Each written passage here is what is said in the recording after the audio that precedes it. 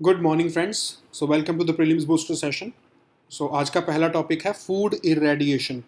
तो union minister of science and technology जो हैं उन्होंने बताया है लोकसभा को कि कंट्री में हमारे 26 गामा रेडिएशन प्रोसेसिंग प्लांट्स जो हैं वो करंटली ऑपरेशनल हैं।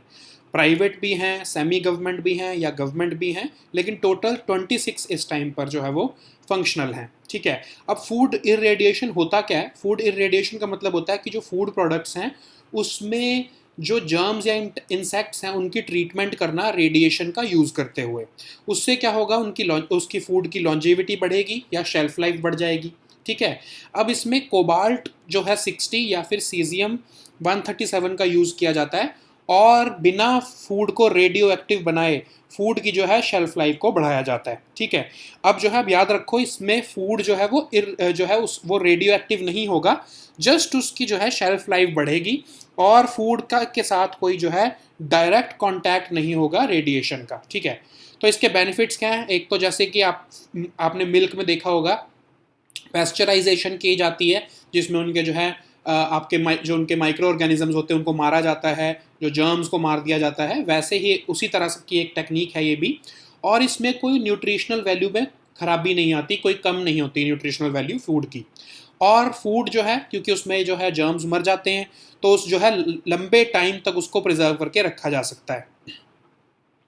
उससे क्या होगा, जब आपके जो जर्म्स मर जाएंगे तो आपके जो है फूड बॉर्न इलनेस जो है वो नहीं होगी, जो है लोगों में फूड बॉर्न इलनेस का जो थ्रेट है वो भी खत्म हो जाएगा। अब इंडिया में फूड को, इरेडिएटेड फूड को कैसे रेगुलेट किया जाता है? तो ग्लोबल लेवल पर तो जो है वो इंटरनेशनल एटॉमिक एनर्जी एजेंसी जो है वो रिकमेंड करती है कि कैसे इरेडिएशन की जाएगी फूड की।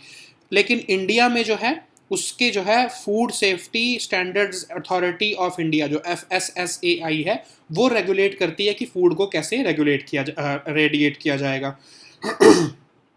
दो हमने जो है वो स्टैंडर्ड्स या रूल्स भी बनाए हुए हैं, atomic energy radiation processing of food and allied products rules और food safety and standard regulations 2011। ये दोनों जो है फूड इरेडिएशन को जो है वो के साथ वो डील करते हैं। अब इंडिया में जब जो ये फूड इरेडिएशन प्लांट को कैसे जो है वो सेटअप किया जाए, उससे रिलेटेड जो कंसल्टेंसी है वो गवर्नमेंट को कौन देता है? Board of radiation and isotope technology. ठीक है। तो ये जो बोर्ड है ये हमारे डिपार्टमेंट ऑफ एटॉमिक एनर्जी के अंडर आता है। ठीक है। और ये जो है बार्क बार्क पता है ना आपको, भाभा एटॉमिक रिसर्च सेंटर, उसके अंडर इसको जो है बनाया गया था 1989 में। ठीक है। तो अब जो है इस टॉपिक को इंग्लिश में देखते हैं। Now let us see this topic in English. Food irradiation.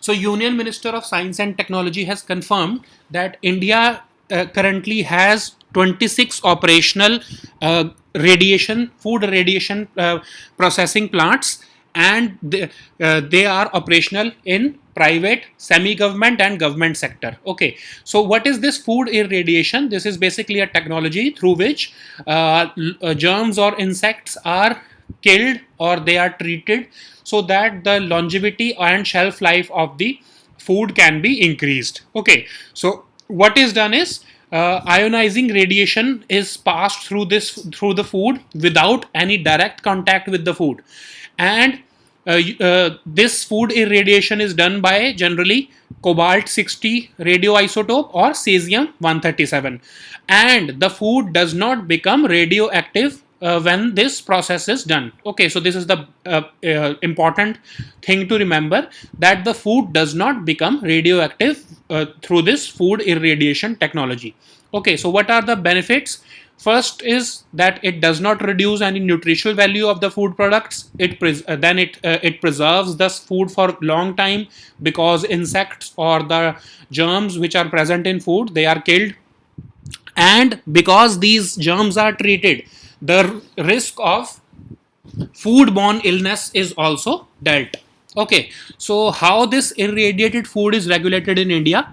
So at the global level, IAEA sets standards for food irradiation, and in India FSSAI regulates the food irradiation technology and how this food products are to be irradiated. FSSAI decides that. Okay, so there are currently two regulations or rules which deal with food irradiation. These are atomic energy rules and this food safety and standard rules. Both one pertains to 2012 and the second one pertains to the year 2011. Okay, so in India, these food irradiation plants are set up by the by the government in consultation with the Board of Radiation and Isotope Technology, which was set up in 1989 as an independent unit of Department of Atomic Energy, and it has been and it has come out of the Bhabha Atomic Research Center. Okay, so now let us see the next topic, which is Indian Institute of Space Science and Technology.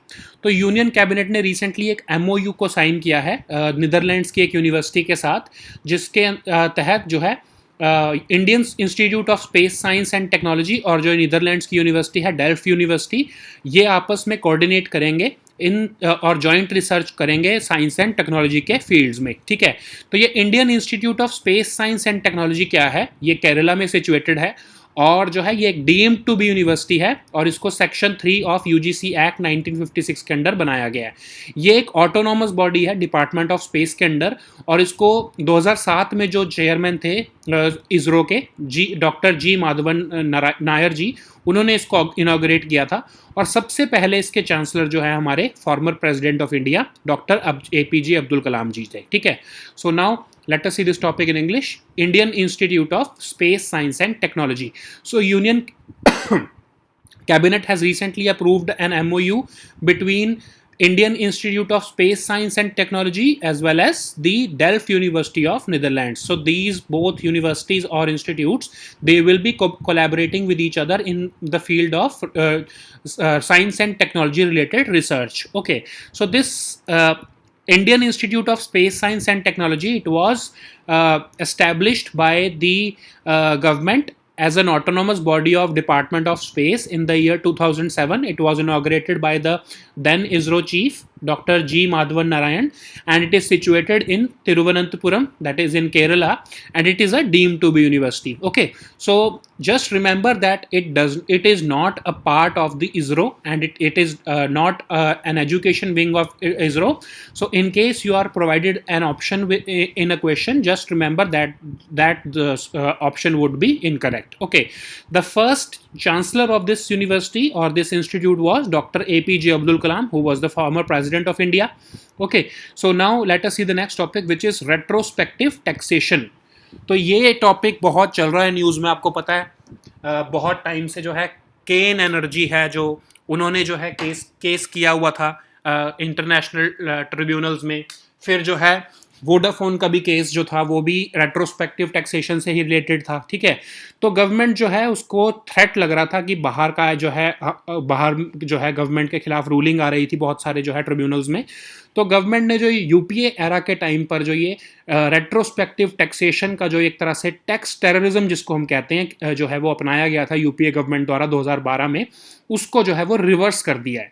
अब जो है taxation laws amendment bill जो है government लेकर आई है लोकसभा में, और इस बिल में कहा जा रहा है कि जो 28 मई 2012 से पहले जो भी अगर कोई ट्रांजैक्शन की है और उस पर हमने अगर रेट्रोस्पेक्टिव जो है टैक्स लगाया है वो सब हम वापस ले रहे हैं. और 28 मई 2012 की डेट क्यों चूज की गई है कि इससे पहले के जो रेट्रोस्पेक्टिव टैक्स है वो क्यों जो गवर्नमेंट ने फोरगो किए हैं, क्योंकि ये वही डेट है जब 2012 के जो फाइनेंस एक्ट जो है जब प्रेसिडेंट ने साइन किया था और उस समय पर रेट्रोस्पेक्टिव टैक्स जो है वो इंट्रोड्यूस किया गया था. तो इस टैक्स में क्या कहा गया था कि कुछ certain clauses income tax act के जो हैं वो 2012 से पहले के जो हैं वो चेंज किए गए थे और उसकी वजह से केन एनर्जी और जो है वोडाफोन के जो टैक्स डिस्प्यूट्स जो हैं गवर्नमेंट के साथ अराइज हुए थे. ठीक है, मतलब रेट्रोस्पेक्टिव टैक्सेशन का मतलब क्या होता है कि बैक डेट से किसी भी लॉ में अमेंडमेंट करना. ठीक है, तो अब आप याद रखो इंडिया के केस में जो है हमारा कॉन्स्टिट्यूशन जो है वो सिविल केसेस जो होते हैं या सिविल लॉज जो होते हैं उसमें रेट्रोस्पेक्टिव चेंजेस या रेट्रोस्पेक्टिव अमेंडमेंट्स तो अलाउ करता है, लेकिन क्रिमिनल केस में जो है वो रेट्रोस्पेक्टिव अमेंडमेंट्स अलाउ नहीं होती. ठीक है, सो अब जो है ये बहुत टाइम से डिमांड चल रही थी कि रेट्रोस्पेक्टिव टैक्सेशन जो है इसको हटाया जाए, तो गवर्नमेंट ने अब धीरे धीरे जो है वो इसको अपना लिया है और गवर्नमेंट ने ये बिल जो है पार्लियामेंट में इंट्रोड्यूस किया है, ठीक है। तो इसका इम्पैक्ट क्या होगा, जो वोडाफोन और केन का जो हमारा केस चल रहा है और उसमें मदद होगी हमको। गवर्नमेंट ने एक तरह से ऑलिव ब्रांच ऑफर किया है इन दोनों कंपनीज को कि आप जो हमारे खिलाफ केस कर रहे हो इंटरनेशनल कोर्ट्स में वो वापस ले लो, ठीक है। तो गवर्नमेंट ने बोला कि जो अभी तक हमने आपसे जो टैक्स के नाम पे, रेट्रोस्पेक्टिव टैक्स के नाम पे जो पैसा लिया है वो हम आपको इन प्रिंसिपल वापस कर देंगे। ऑफ कोर्स उस पर कोई इंटरेस्ट नहीं देंगे आपको, लेकिन आपको पैसा वापस कर देंगे। और हम, अगर आप ये जो केसेस हमारे खिलाफ किए हैं आपने इंटरनेशनल कोर्ट्स में, इनको आप वापस लेते हो तो, ठीक है। तो ये रेट्रोस्पेक्टिव टैक्सेशन क्या होता है, जैसा मैंने आपको बताया, बैक डेट से कोई भी लॉ को पास करना, ठीक है। आज मैं ये लॉ लेके आऊं कि 1960 के बाद से जिसने भी जो है कोई भी, अगर मैं समझ लो चोरी का कोई लॉ लेके आऊँ, चोरी का तो ऑफकोर्स नहीं हो सकता, क्रिमिनल लॉ में मतलब है, क्रिमिनल लॉ में कोई अमेंडमेंट नहीं आ सकती।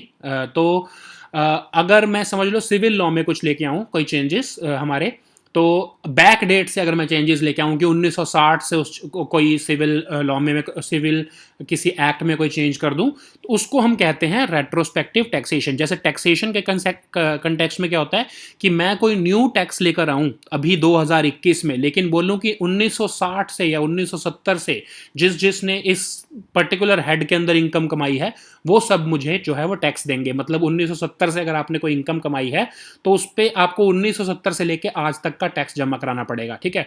तो वो अनफेयर कहा जाता है, लेकिन इसको क्यों किया जाता है जब ये अनफेयर है अगर रेट्रोस्पेक्टिव टैक्सेशन, तो इसको लाया ही क्यों जाता है। रेट्रोस्पेक्टिव टैक्सेशन का लाने का पर्पस ये होता है कि कई बार जो है कुछ कंपनीज या कुछ जो इंडिविजुअल्स होते हैं जिन्होंने टैक्स नहीं पे किया होता लूप होल का यूज करते हुए, तो उस लूप होल को प्लग किया जाता है गवर्नमेंट द्वारा, और जो है उस समय में जब वो लूप होल का मिस यूज किया गया था उस समय से उसको प्लग किया जाता है रेट्रोस्पेक्टिव बैक डेट से, ताकि जो है टैक्स को, उस समय के टैक्स को भी इकट्ठा किया जा सके, ठीक है। तो ऐसा नहीं है कि सिर्फ इंडिया ही रेट्रोस्पेक्टिव टैक्सेशन जो है वो करता है। यूएस, यूके, नीदरलैंड, बहुत सारी कंट्रीज ने रेट्रोस्पेक्टिव टैक्सेशन जो है वो लॉज बनाए हैं और बहुत सारी जो कंपनीज हैं उन्होंने टैक्स पे किया भी है, ठीक है। So now let us see this topic in English, retrospective taxation.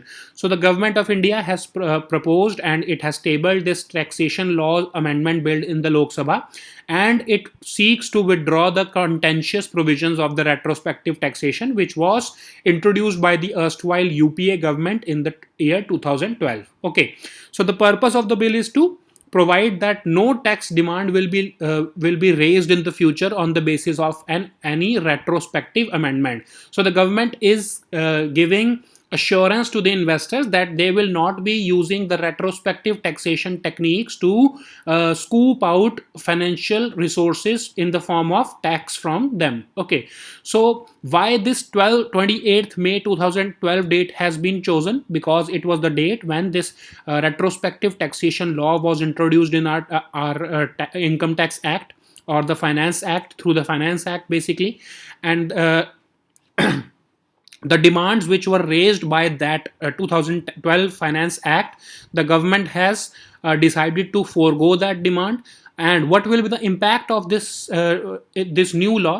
This law has been introduced basically to save the face, because the earlier government, the UPA government, they introduced this retrospective taxation, and it imposed this retrospective taxation on Vodafone and Kane Energy, because of which these two companies brought, or these two companies dragged the government of India into international courts or tribunals, and these courts have ruled against the government that this retrospective taxation laws which were introduced in 2012 were not legal, they were not correct, and they did not make any economic sense.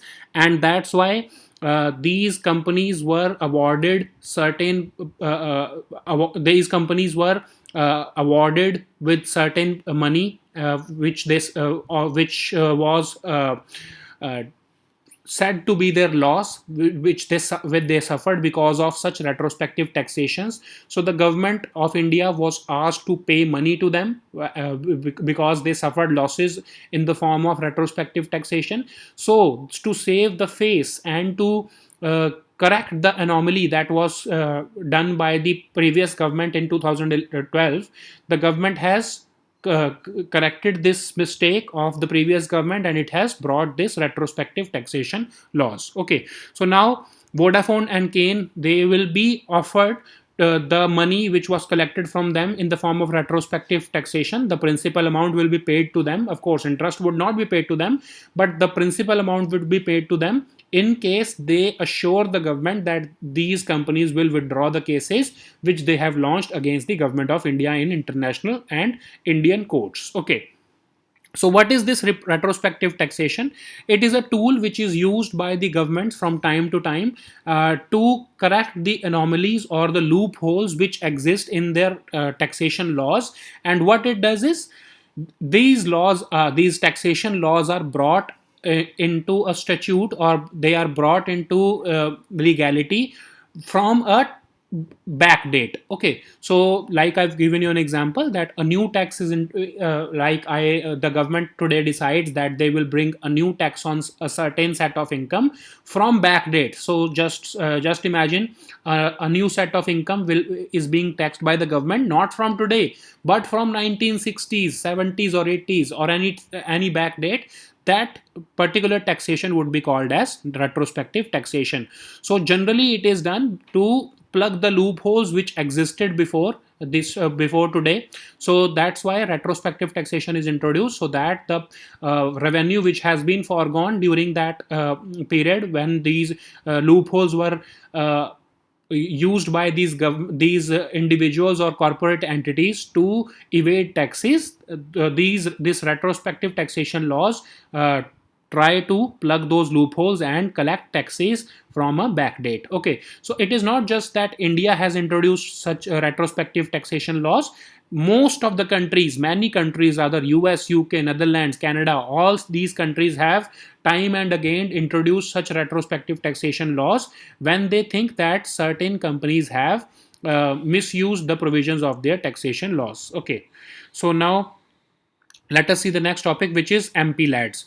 तो recently जो है finance ministry ने जो confirm किया है कि MP lads जो project है, एमपी लैड्स आपको पता है ना, जो members of parliament local area development scheme होती है, उसके अंदर जो है ऑलमोस्ट सिर्फ जो है हाफ ऑफ द अमाउंट जो अलॉट हुई थी उसकी सिर्फ हाफ ऑफ द अमाउंट जो है वो अभी तक जो है वो पे की गई है, और बाकी जो हाफ अमाउंट है वो लैप्स हो चुकी है, वो पे नहीं की गई है एमपीज को. ठीक है, तो हुआ क्या था आपको पता है, लास्ट ईयर जो है अप्रैल में गवर्नमेंट ने एमपी लैड्स को ख़त्म कर दिया था, सस्पेंड कर दिया था 2 साल के लिए, क्योंकि गवर्नमेंट जो है वो चाहती थी कि ये जो एमपी लैड्स हैं उसका जो फंड्स हैं उसको जो है कोरोना की तरफ जो है वो कोरोना से लड़ने के लिए जो है उसका यूज़ किया जाए. ठीक है, तो अब जो है जो इस बार कहा जा रहा है कि फाइनेंस मिनिस्ट्री ने क्या किया कि मिनिस्ट्री ऑफ स्टैटिस्टिक्स को कहा, जो कि इस स्कीम को इम्प्लीमेंट करती है, कि आप सिर्फ 1 हफ्ता दो एमपीज को अपने प्रोजेक्ट सबमिट करने के लिए, और उस 1 हफ्ते में जिसके जो है वो प्रोजेक्ट्स आए तो उतना ही ठीक है, नहीं तो हम बाकी जो है इससे आगे जो है फंड्स जो है वो रिलीज़ नहीं करेंगे. और 1 हफ्ते की विंडो दी गई, और 1 हफ्ते में जिनके प्रोजेक्ट्स जो है वो अप्रूव नहीं हुए थे उन सब के प्रोजेक्ट्स जो है, उन सब के जो एमपी लैड्स जो फंड्स थे वो लैप्स हो गए. ठीक है, तो almost half of the funds जो है वो लैप्स हो गए हैं. ठीक है, तो इशू यही है कि 2018-19 में 5,000 करोड़ के आसपास का जो है वो एमपी लैड्स पे खर्चा था, लेकिन वो है 2019-20 में वो खर्चा सिर्फ 2,400 करोड़ रह गया. ठीक है, ये वो टाइम का खर्चा है जो जब कोविड शुरू भी नहीं हुआ था. ठीक है, तो ये ऑलरेडी ही मतलब बिना कोविड के भी जो है वो एक्सपेंडिचर सिर्फ हाफ किया जा रहा था 2019-20 में. अब 2020 वाला जो पीरियड है, 2020-21 का पीरियड है, उसमें तो ये सस्पेंड ही है हमारी एमपी लैड स्कीम, और 2021-22 में और 2020-21 में ये दोनों में ये स्कीम सस्पेंड हुई पड़ी है. ठीक है, तो अब जो है गवर्नमेंट जो है वो कह रही है कि जो लोग हैं मेंबर्स कह रहे हैं कि जो है एमपीज और जो है पार्लियामेंट्री कमेटीज़ और जो स्टैंडिंग कमेटीज़ हैं फाइनेंस की, उन्होंने बोला है कि एमपी लैड्स के जो फंड एटलीस्ट जो पिछले सालों के हमारे पड़े हैं, जो सैंक्शन हुए पड़े हैं, वो तो कम से कम आप हमको दे दो, मतलब ताकि जो हम अपने प्रोजेक्ट जो रुके पड़े हैं उनको हम फाइनेंस कर दें. लेकिन फाइनेंस मिनिस्ट्री ने 1 हफ्ते की विंडो दी और जो है वो फंड्स जो है वो लैप्स हो गए जो पहले के पड़े हुए थे. ठीक है, तो वो कैसे लैप्स हुए? स्टैटिस्टिक्स मिनिस्ट्री को फाइनेंस मिनिस्ट्री ने कहा कि अगर किसी ने वर्क जो है वो सैंक्शन करा लिया है लेकिन 5 साल से वो वर्क जो है वो प्रोजेक्ट जो है वो उसका पैसा नहीं गया है, तो उसको आप जो है वो लैप्स कर दो. क्योंकि वो 5 साल से वो पैसे का यूज़ नहीं हुआ है, ठीक है। तो ऑलमोस्ट अब कुछ प्रोजेक्ट्स बहुत लंबे होते हैं जिसमें बहुत टाइम लग जाता है, तो उन प्रोजेक्ट्स के में अगर वो फंड नहीं रिलीज़ किए गए थे पहले, तो उनको जो है वो लैप्स कर दिया गया है, ठीक है। तो एमपी लैड स्कीम होती क्या है? एमपी लैड स्कीम को 1993 में जो है वो इंट्रोड्यूस किया गया था। ये एक सेंट्रल सेक्टर स्कीम है और इसमें प्रायोरिटी दी जाती है drinking water, education, public health, sanitation etcetera, ऐसे जो है मेन हमारी जो इंफ्रास्ट्रक्चर या फिर जो सोशल सेक्टर की स्कीम्स को, ठीक है। पहले जो है इसकी अमाउंट 5 लाख होती थी, फिर बाद में 2 करोड़ की गई पर एमपी, फिर उसके बाद जो है वो अब उसको 5 करोड़ रुपए पर एमपी को मिलते हैं, वो अपनी कॉन्स्टिट्यूंसी में कुछ प्रोजेक्ट्स जो है वो चला सकता है, ठीक है। अब इसके अंदर कुछ कंडीशंस भी हैं, जैसे कि 15% जो है वो एमपी लैड्स को ऐसे प्रोजेक्ट्स बनाने जहां पर जिससे शेड्यूल्ड कास्ट पॉपुलेशन को फायदा हो, ठीक है। फिर 7.5% जो ये 5 करोड़ के हैं वो ऐसे प्रोजेक्ट बनाने जिससे एसटी पॉपुलेशन जो है, शेड्यूल्ड ट्राइब पॉपुलेशन है, उसके एरियाज में फायदा हो, ठीक है। फिर 75 लाख रुपए जो हैं उस 5 करोड़ में से उनको, उनके जो प्रोजेक्ट्स हैं, उस 75 लाख रुपए के जो प्रोजेक्ट्स हैं, वो ट्रस्ट्स और सोसाइटीज़ के साथ मिलकर जो है वो प्रोजेक्ट्स को चलाया जाए, ताकि जो ट्रस्ट्स और सोसाइटीज़ हैं ये भी जो है बिल्डअप हो सके कॉन्स्टिट्यूएंसीज के अंदर, ठीक है। फिर लोकसभा जो है वो, जो लोकसभा मेंबर्स हैं वो सिर्फ अपनी कॉन्स्टिट्यूएंसी में ये प्रोजेक्ट चला सकते हैं। राज्यसभा के मेंबर्स अपनी किसी स्टेट में, जिस स्टेट से वो इलेक्शन जीत के आए हैं, वहां पर वो प्रोजेक्ट्स को चला सकते हैं, और जो नॉमिनेटेड मेंबर्स हैं वो कंट्री में कहीं पर भी ये प्रोजेक्ट्स को चला सकते हैं, ठीक है। तो पहले तो ये स्कीम जो है मिनिस्ट्री ऑफ रूरल डेवलपमेंट चलाती थी, लेकिन अब जो है इस स्कीम को ministry of statistics and programme implementation चलाती है, ठीक है। So now let us see this topic in English, MP LADS. So virtually half of the 2200 crore rupees allotted for completing the ongoing MP LATS project have been lapsed because the finance ministry simply granted just 1 week for Ministry of Statistics to release the funds, and between that 1 week period, if the funds were not released, all those funds were lapsed by the Ministry of Finance. Okay, so the issue is that last year we know that the government decided, rather the parliament decided, that they will not be continuing this MP lad scheme for 2 years because the government was using this money for managing the COVID pandemic. Okay, so it's not just that since last year this MP lads project has been suffering. Before this pandemic period, the year immediately preceding this pandemic period, 2018-19 and 19-20, there was already a decrease in MP LADS fund allocation. So in 2018-19 it was 5,000 crores, and in 2019-20 it was almost 2,500 crores. So okay, already one half the amount was released in the year immediately preceding the pandemic. Okay, so once this decision was made that this MP LADs would be suspended for 2 years, several MPs and parliamentary committees asked the government that they should at least release the funds which were due from previous years when the projects were sanctioned. Okay, so what finance ministry did was that it asked statistics ministry that you can release the funds only within this 1 week window. Okay, so in case, and it also asked this ministry of statistics that all those, if this ministry of finance asked statistics ministry, if a work sanctioned by MP is not used for 5 years, then it will automatically lapse. Okay, so what this happened with several of the projects by the MPs, and as well as the time of just 1 week. Within that 1 week period, not many of the MPs could have released their funds for the MP LADS project, and this another provision, these two provisions basically reduced the scope of MP LAD scheme. Okay, so what is this MP LAD scheme? It was started in 1993. It's a central sector scheme, and it aims to launch certain projects in the areas of national priorities such as drinking water, education, public health, sanitation, etc. Okay, so annually 5 crore rupees is provided to each MP to launch these projects in their constituencies. Okay, so there are certain conditions like the total amount, this out of this 5 crore rupees, 15% of the works will be done in areas which are inhabited by the scheduled caste population, and 7.5% of these funds will be used for the areas which are inhabited by the ST population. Okay, so almost 22.5% is already reserved for certain reserved categories. Okay, and 75 lakh rupees out of these 5 crore rupees will be used to in projects which are built by the trusts and societies in the constituencies. Okay, so why is it being done? Because the government wants these trusts and societies to build also. Okay, that's why they have reserved certain amount out of these MP lads for these trusts and societies. So Lok Sabha members, they can recommend works within their constituencies. Rajya Sabha members, they can recommend works within the state of election, that is from where that MP, that Rajya Sabha MP has been elected. And nominated members of both Lok Sabha and Rajya Sabha, they can recommend works anywhere in the country.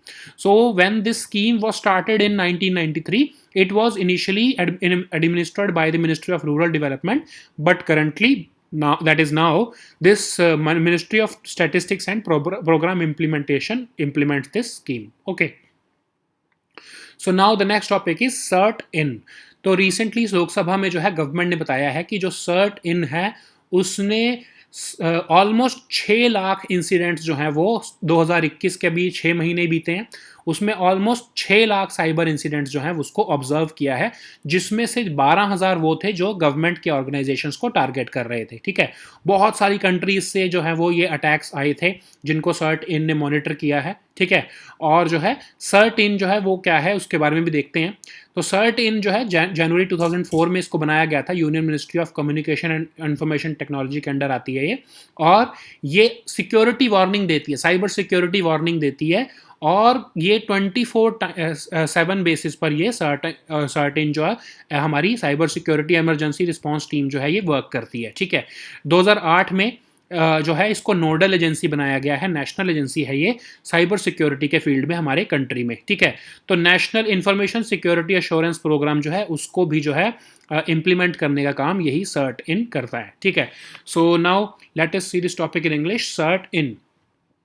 In response to a question in Lok Sabha, the government has informed that the CERT-in has observed more than 6 lakh cybersecurity incidents in just the first half of this year. Okay, so almost 6 lakh cybersecurity incidents have happened in the country, out of which 12,000 were related to the government organizations. Okay, and the IP addresses of these computers which were used to launch these cyber attacks against India, they have come from several countries such as these countries which I have just highlighted.